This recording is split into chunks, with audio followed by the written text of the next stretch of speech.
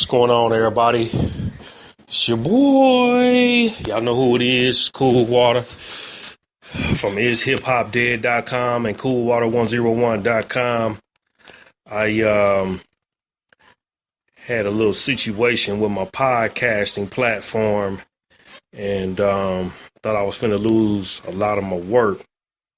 Not that I don't have it in another form. I would have had to go back and re-upload and do a bunch of mess that I didn't want to do. So they cut my hours down in half. They gave me 10 hours of free usage, and then, I pimped it and had like 30 some shows, and then they cut it in half at 5 and said I was over 9, over by 4 or 5 more hours.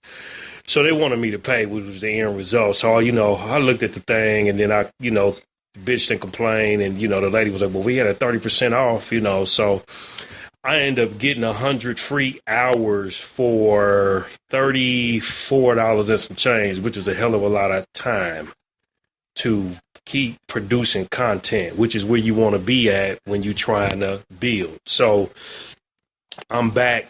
I got a lot of playing room. I ain't got to worry about being within the 10-hour limit, which ain't nothing but like a day's worth of work, so to speak.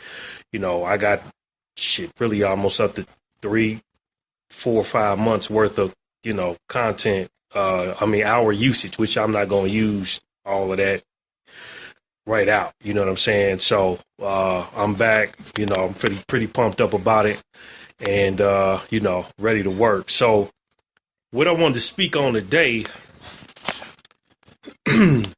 was I did a blog. Many of you have seen it. If you haven't seen it, it's Jesse Williams, the new face of Black America.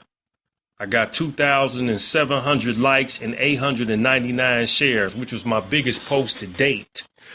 I caught a wave and rode the wave, through some good keywords. And then I did some marketing, mainly on Facebook. And that's really where I was at. A little Twittering, a little LinkedIn.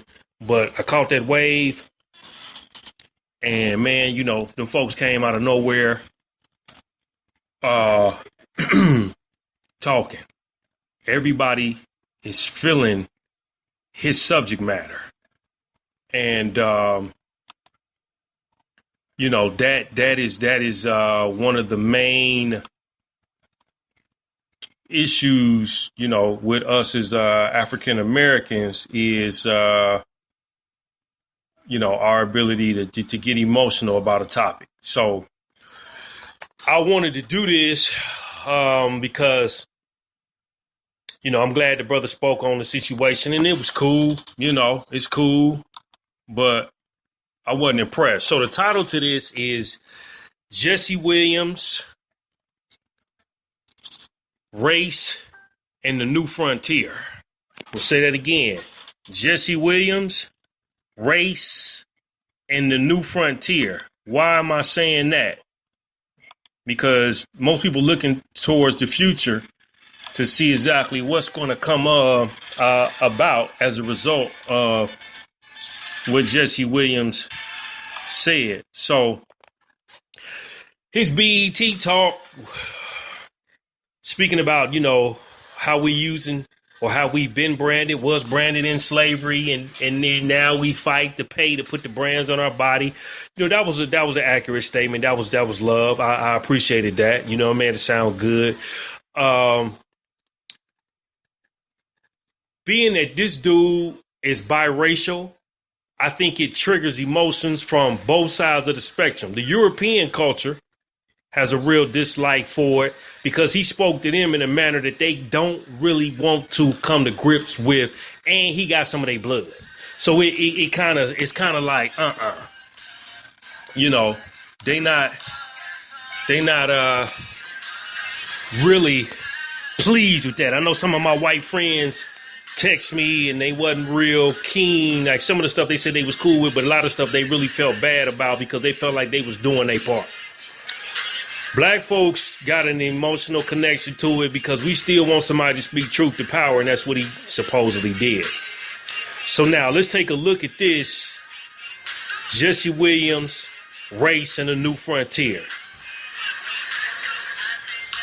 Until you understand the power structure in America and abroad, globally, and until you understand, or should I say, have already been doing the work and have already been in these circles, to me, Jesse Williams ain't said shit that I ain't already heard. I mean, I wasn't impressed, you know what I'm saying? My ex-girlfriend sent me the text and was like, oh, man, did you hear what he said? I wasn't watching the BET Awards.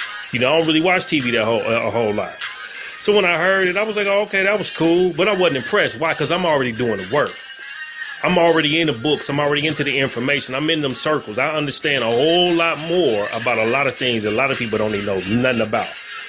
You know what I'm saying? So when we talk about the issue of race, black people still looking for a savior. They still looking for somebody to hold on to. They still looking for somebody to come along and catapult them from the bottom to the top, which in his case, they feel like he could possibly be somebody that could speak and penetrate through the system of white supremacy because he got both sides of the blood stream running through his veins.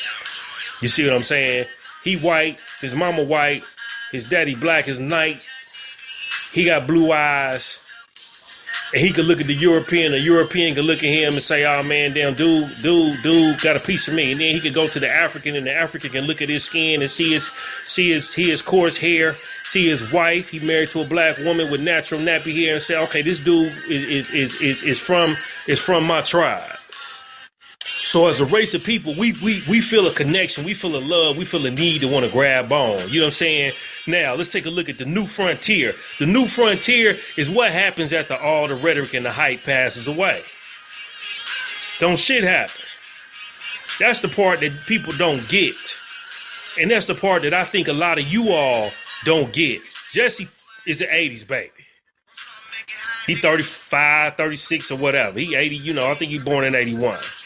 For all us cats who was born in the 70s, coming right behind the civil rights movement, because our parents was like teenagers during that time. We got a taste of it. We seen it. We came up under a lot of the black conscious all day long. The 80s baby really didn't get a whole lot of that. They got the crack era. And I spoke about that on my podcast, Who Killed the Black Entrepreneur. Look for that.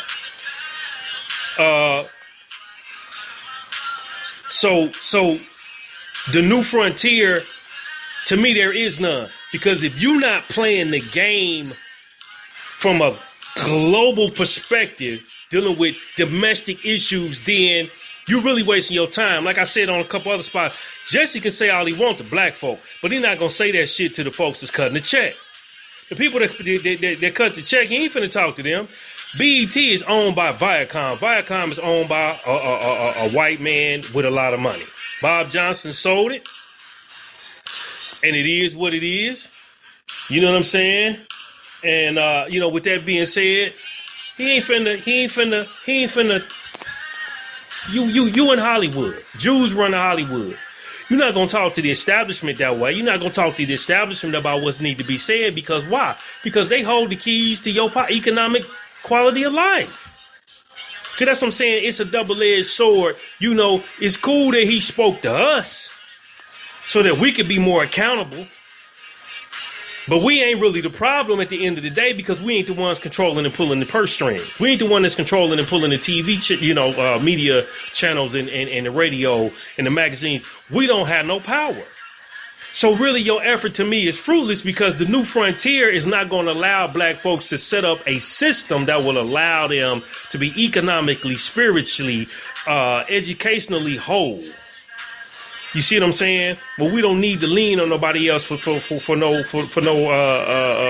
of sustainability. It's not going to happen. So to all the emotional, now when I wrote the blog from a perspective of, could he be this guy? Could he be the new Messiah? Do I believe he the new Messiah? Hell to the no, I don't believe he the new Messiah. He don't want that. He don't want that type of pressure. He an actor. On stage acting. He don't want the type of pressure. He ain't finna put his wife through them type of changes. People say they want the revolution, but they really don't want it. You ain't really ready to do what it's gonna take to get busy. Just like I went to a relationship seminar last night. I was on the panel.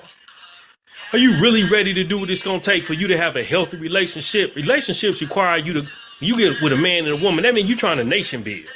I mean, you're trying to build a nation. You're trying to put stuff in place so you can have a productive society. Most folk don't want that. They want what come with relationships: sex, money, fun, and some stimulating conversation from time to time. But they ain't looking to be the leader.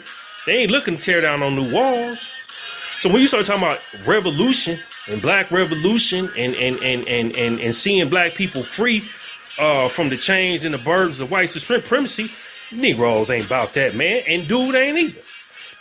So I want y'all to just ponder that. I'm not gonna dwell on this subject too much long. I don't wanna go off on a long tangent. But dude ain't really ready for that. To all the cats out here that's feeling like he the new Messiah, he not. It's cool. It's like a preacher in the pulpit. You get a little game, man. You go home, you feel good. You read your Bible, man. You turn the TV on and watch the sports. And that's what it's going to be. Tomorrow, it's going to be back to business as usual, man. Everybody going to go back to acting a fool. That's why they put one of them rappers up there with the bubblegum music on to keep your head nodding and keep you dumbed down so you wouldn't get too caught up in what he was saying and feel like y'all was advancing. Hey, man, I'm Cool Water, man. Check me out. It's Hip Hop Dead. Coolwater101.com. Please do me a favor. Subscribe to the podcast. Subscribe to the blog so we can stay linked up. Look for me on YouTube and everywhere else. I'm all over the net, man. Come holler at your boy. I'm out. Peace.